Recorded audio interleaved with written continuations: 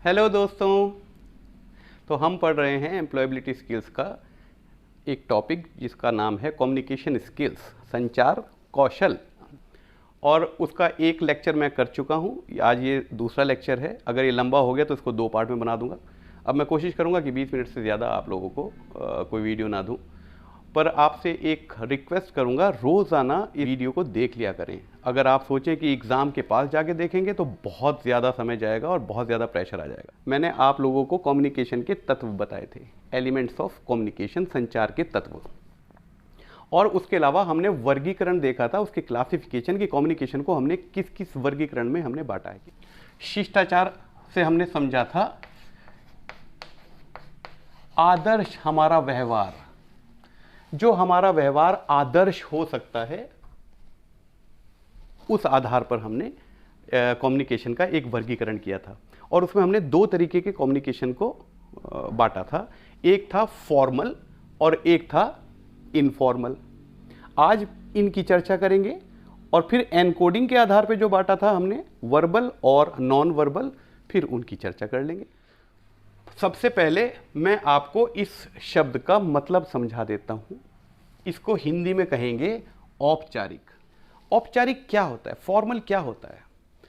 Formal बहुत सारी चीज़ें हो सकती हैं, जैसे हमारा परिधान, जो हम पहनते हैं कपड़े, ये फॉर्मल हो सकते हैं। लेदर के शूज़ फॉर्मल हैं, ट्राउज़र्स जिसको पैंट भी बोलते हैं फॉर्मल है, शर्ट फुल बाजू की फॉर्मल है, कोट टाई फॉर्मल है। इनफॉर्मल क्या है? सैंडल, चप्पल, स्पोर्ट शूज इनफॉर्मल है। जीन्स, निक्कर, हाफ पैंट, पजामा, लोअर इनफॉर्मल है, अनौपचारिक है। टी शर्ट अनौपचारिक है, इनफॉर्मल है। आप जब भी किसी फॉर्मल जगह पे जाएंगे या फॉर्मल परिस्थिति में होंगे तो आपको फॉर्मल कपड़े पहनने चाहिए, ठीक है। इसके अलावा निमंत्रण फॉर्मल हो सकता है। आप शादी का निमंत्रण देते हैं, उसमें लिखा जाता है श्रीमान जी कृपया पधारने का कष्ट करें। ऐसे ही परिस्थितियां फॉर्मल हो सकती हैं। विद्यालय, संस्थान, किसी उच्च अधिकारी से मिलने जाना हो उसके दफ्तर में, ये सब परिस्थितियां फॉर्मल हैं। सामाजिक, अपने से बड़ों से मिलते हुए, अनजान लोगों से मिलते हुए, ये सारी परिस्थितियां फॉर्मल हैं। इसी तरह कम्युनिकेशन भी हमारी फॉर्मल होती है। फॉर्मल कम्युनिकेशन वही है जो आप लोगों को स्कूल में, विद्यालयों में, इंटर कॉलेज तक सिखाई गई है। भाई, आपको प्रार्थना पत्र लिखना सिखाया है। सेवा में प्रधानाचार्य जी, आपसे विनम्र निवेदन है कि मुझे कृपया करके 2 दिन का अवकाश प्रदान करने की कृपा करें। ये एक फॉर्मल लैंग्वेज है। जो भी आधिकारिक लैंग्वेज होती है, जो भी आधिकारिक लेटर होते हैं, उसमें ऐसी ही लैंग्वेज आपको मिलेगी। आपका प्रार्थना पत्र हो, आपका पत्र हो, निबंध हो, सारांश हो, जो भी आपको लिखना सिखाया है स्कूल में, वो सब फॉर्मल था। फॉर्मल कम्युनिकेशन ये होती है।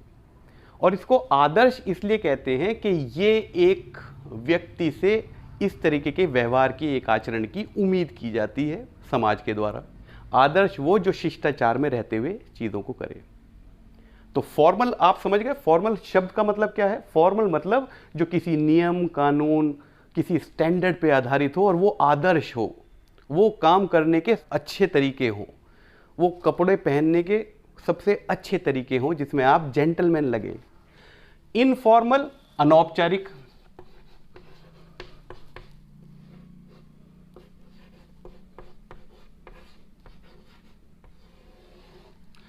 जैसे मैंने आपको औपचारिक बताया, फॉर्मल बताया, उसी प्रकार से ये सारी चीज़ें अनौपचारिक हैं। परिधानों के बारे में मैंने आपको बता दिया, अनौपचारिक परिधान कौन कौन से होते हैं। परिस्थितियाँ कौन कौन सी अनौपचारिक होती हैं?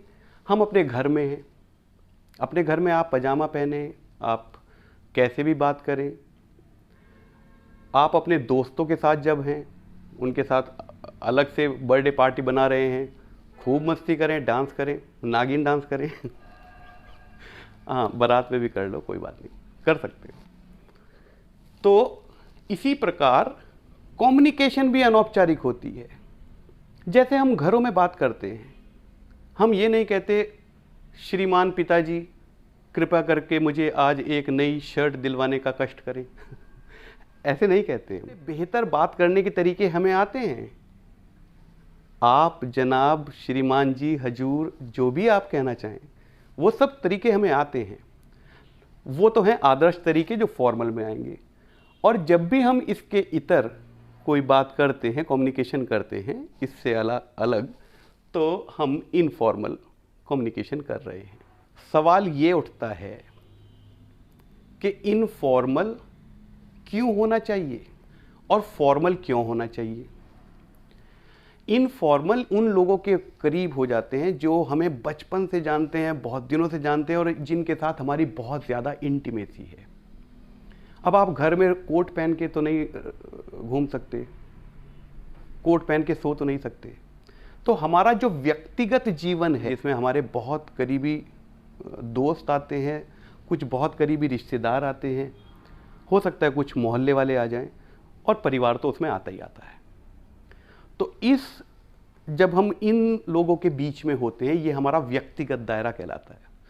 तो आप इनफॉर्मल हो सकते हैं, क्योंकि इनफॉर्मल होना अपनेपन का एक एहसास दिलवाता है कि इनफॉर्मल होकर हम एक संदेश भेजते हैं कि हम एक दूसरे के साथ बहुत आत्मीयता रख रहे हैं, बहुत इंटीमेट हैं, बहुत पर्सनल हैं, व्यक्तिगत हैं।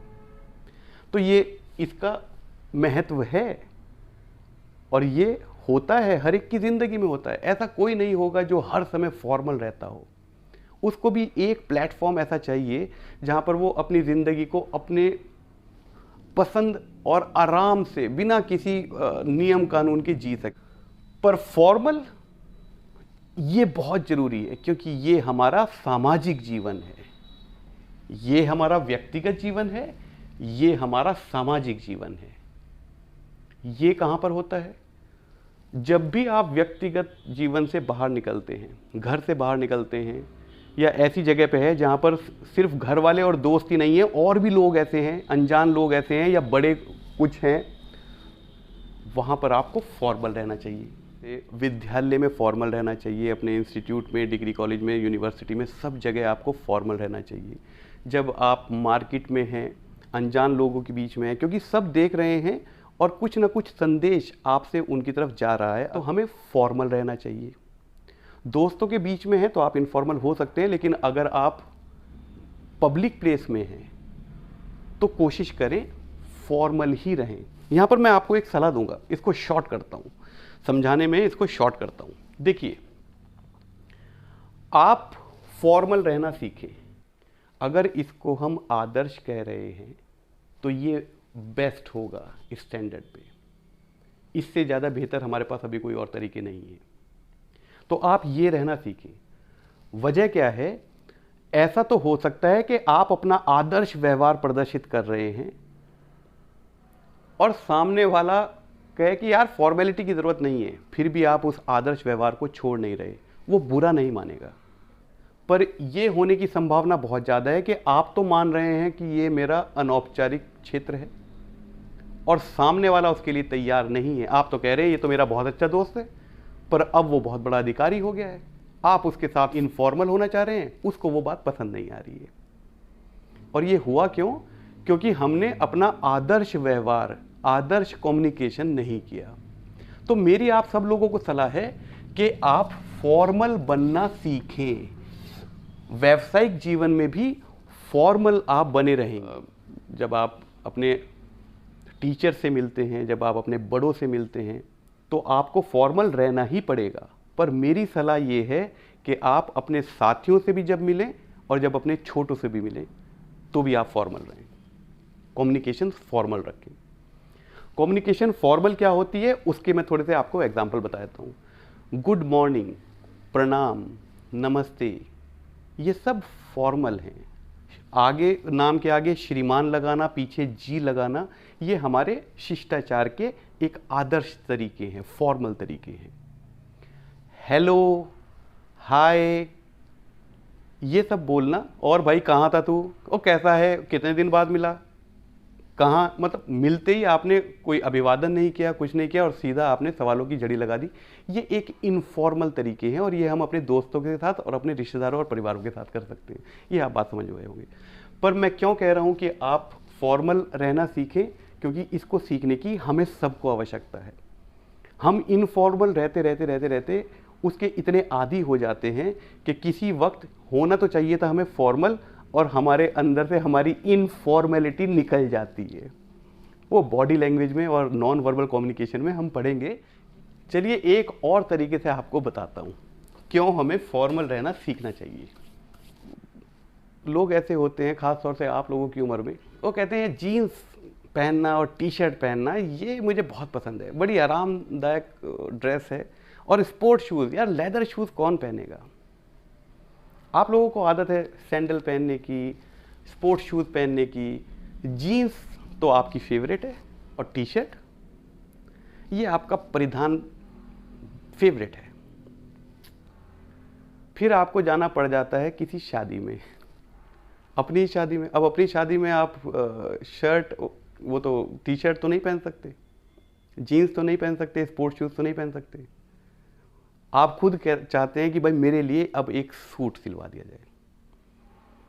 वो सूट आप पहली बार पहनेंगे, जूता भी वो पहली बार पहनेंगे लेदर का, टाई अगर और लगा ली तो आपसे कुछ घंटों तक चला भी नहीं जाएगा, आपकी चाल बिगड़ जाएगी, क्योंकि हमें आदत ही नहीं है फॉर्मल चीज़ों की। तभी मेरी सलाह ये है कि इस उम्र में इन परिस्थितियों पर, कम्युनिकेशन पर, परिधानों पर ध्यान दीजिए, इनको अपनी आदत में लेकर आइए, ताकि जब वो वक्त आए तो हम असहज महसूस ना कर रहे हों।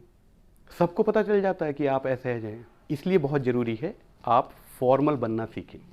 अब यहाँ पर कुछ चीज़ें हैं जो मैं आप लोगों को बताना चाहूँगा। आपके जितने भी सीनियर्स हैं, चाहे व्यवसाय में हो, चाहे विद्यालय में हो या परिवार में हो, आप हमेशा उनके साथ फॉर्मल रहें। अगर कोई बड़ा, औहदे में बड़ा या उम्र में बड़ा आपको हाथ मिलाना ऑफ़र कर दे, हैंडशेक ऑफ़र कर दे, आप तो कभी करेंगे ही नहीं। अपने टीचर को, अपने सुपरवाइज़र को, सीनियर को और अपने से बड़ों को आप कभी हैंडशेक ऑफ़र नहीं करेंगे खुद अपनी तरफ से। ये शिष्टाचार के खिलाफ है, अगेंस्ट है। अगर उन्होंने कर दिया आपको कि हेलो हाउ आर यू, तो अब अगर आपने हाथ नहीं मिलाया तो उनका अपमान हो जाएगा। तो भी आप थोड़ा सा झुकें और दोनों हाथों से उस हाथ को पकड़ के और हैंडशेक करें, थोड़ा सा झुक के। मैं आपको फॉर्मल बनना सिखा रहा हूँ, क्योंकि अगर आप ये बने तो मैं आपको पूरी जिम्मेदारी के साथ कह रहा हूँ, आपका कभी नुकसान नहीं होगा इसमें। लेकिन अगर आप इनफॉर्मल बने रहे और ये बनने की आदत नहीं डाली, फॉर्मल बनने की आदत नहीं डाली, तो ऐसी संभावना हमेशा बनी रहेगी कि आपका नुकसान हो जाए। हम ऐसा मानते हैं कि जब तक हम विद्यालय में हैं, जब तक हम अपने व्यवसाय में हैं, तो तब तक वो सीनियर हैं, तब तक हमें गुड मॉर्निंग, गुड आफ्टरनून करना पड़ेगा। तो मार्केट में मिलेंगे तो क्या करेंगे, हम वहाँ पर भी फॉर्मल ही रहेंगे। तो मुझे उम्मीद है कि आप लोगों को समझ में आ गया होगा। ये बात समझाने के बाद अब यहाँ पर एक और बात है जो रह गई। हम अनौपचारिक और इम्पोलाइट में, इनफॉर्मल और इम्पोलाइट में फ़र्क महसूस नहीं कर पाते हैं। अनौपचारिक आप हो सकते हो, इम्पोलाइट आप नहीं हो सकते हो। इम्पोलाइट का मतलब क्या है, अभद्र भाषा का इस्तेमाल करना, गाली देना, तू तड़ाक, अबे पबे, इस टाइप की चीज़ें, ये इम्पोलाइट हो जाता है, ये इनफॉर्मल नहीं है। इसको इम्पोलाइट, अभद्र कहते हैं। गुस्से में किसी को गाली दे रहे हैं, अपशब्द कह रहे हैं, एक बार को शायद समझ में आ जाए, पर प्यार में गाली देना,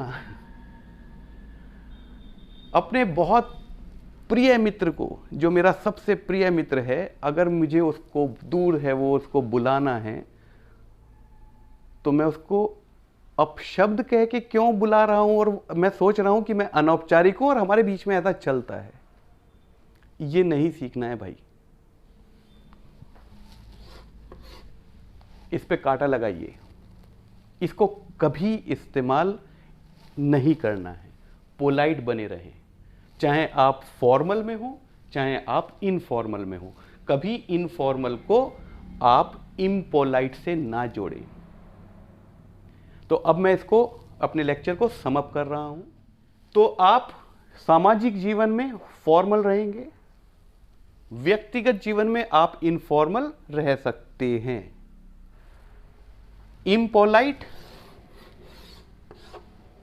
किसी भी परिस्थिति में नहीं रह सकते हैं, नहीं रहना चाहिए। अब यहां पर मैं कहता हूं हाय दोस्तों, हेलो दोस्तों, मैं अनौपचारिक यस, हेलो छात्रों नहीं कहता हूं मैं, क्योंकि अध्यापक और छात्र का एक फॉर्मल रिश्ता हो जाएगा।